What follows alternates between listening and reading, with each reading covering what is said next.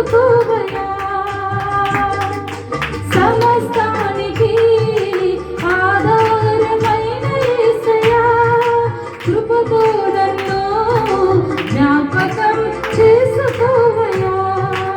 ఏ దారిలో వెళ్ళాలో తెలియక ఆగిపోయానయ్యా, మార్గము చూపించి